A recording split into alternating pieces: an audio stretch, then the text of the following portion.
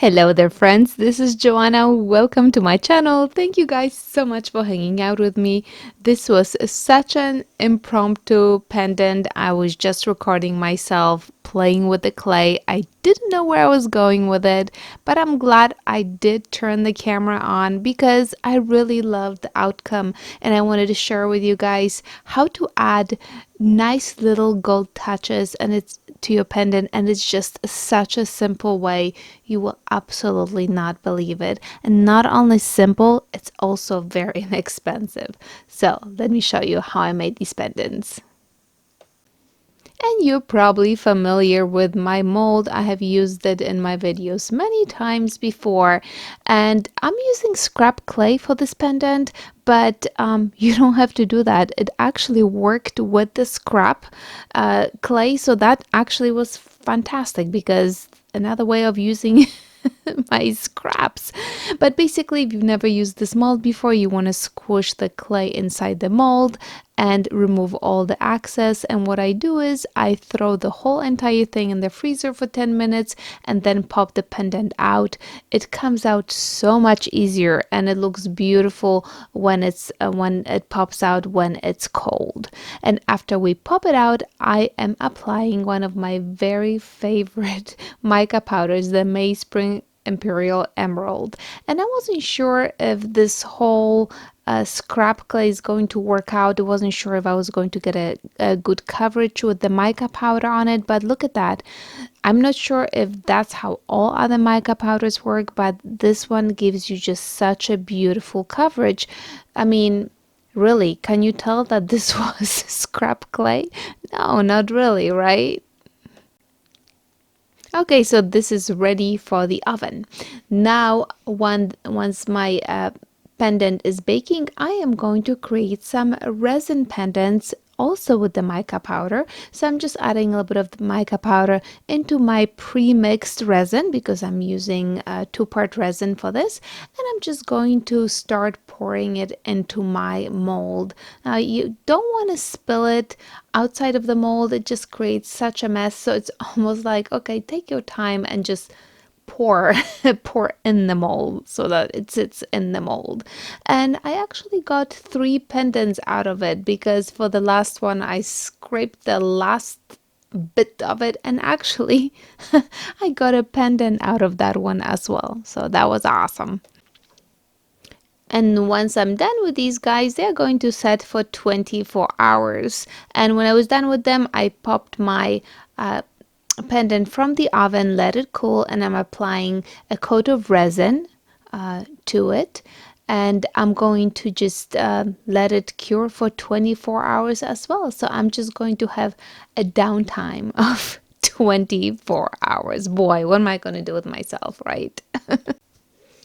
Right, so once the pendants are nicely cured, you can see how different actually the resin pendant looks. And I'm not sure if you can see it in the video that the round one is more kind of juicier looking or shinier than the resin one that I popped out.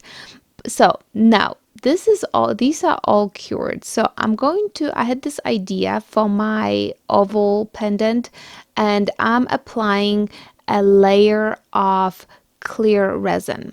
And I decided that I'm going to use the nail art pieces, and I'm going to just fill the resin with the nail art pieces. So I am actually cutting some of those in half or in quarters just to make sure that they fit in those, the area that is full of wet resin.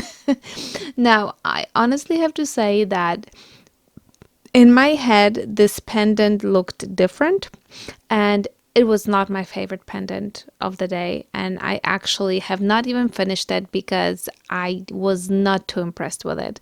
And then I gave some sprinkle with metal little round beads that I also had in my nail art, and there you have it.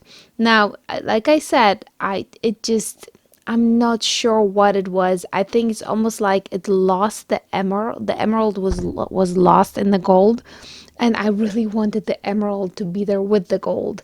So you can see that in the back. It looks fantastic, and on the other side, I don't know.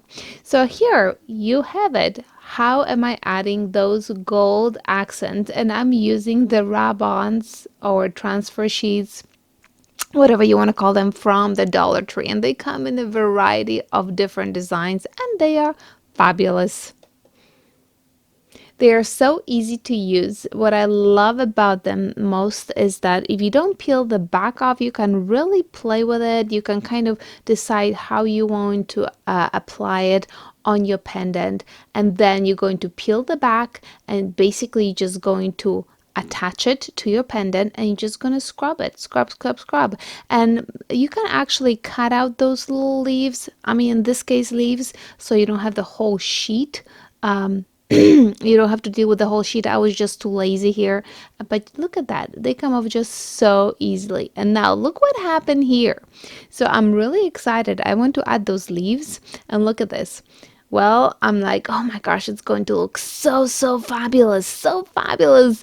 And I'm pulling it off, and nothing is staying. Very few of my leaves are staying. Well, besides the fact that the Dollar Tree rub-offs are probably not the best quality, I have figured out what actually happened. The resin pendants were just really smooth at the bottom, and I was using the bottom part to apply the rub-ons. So what I did was I decided that I'm going to add another clear coat of resin, and I let it set for another 24 hours, and then I started to use my rub-ons. And look at that. You know what? It worked so much better. So basically, add another layer of resin to your resin pendants, and they become a little bit juicier. But look at this one. It's just not my favorite. I just could not even look at it in in this video. I didn't really like it. But all the rub-ons, they're just so fun to work with. You guys, seriously, try it out. It's well worth it.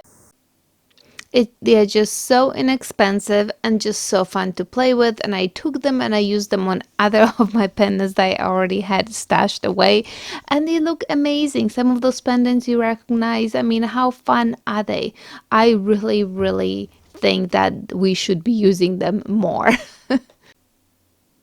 And there you have it, my finished product. I hope you guys love it. I think that the polymer clay pendant, the mica powder, is a little bit lighter, and you can see the green a little bit more than in the resin one. The resin ones are just so deep, and I'm not sure if it's because I added way too much mica powder into my resin, or if that's how it just works. But what a fun technique, no? I mean, I really love this rub-ons, and you guys run to Dollar Tree, get them. They're only $1.25, and just have fun with them. Like I said, I almost want to say that the round one is my favorite because the emerald mica powder is just popping out more green, and I really love green. So what do you guys think about it? Did you guys enjoy it? Let me know. And till next video, my friends. Ta-ta!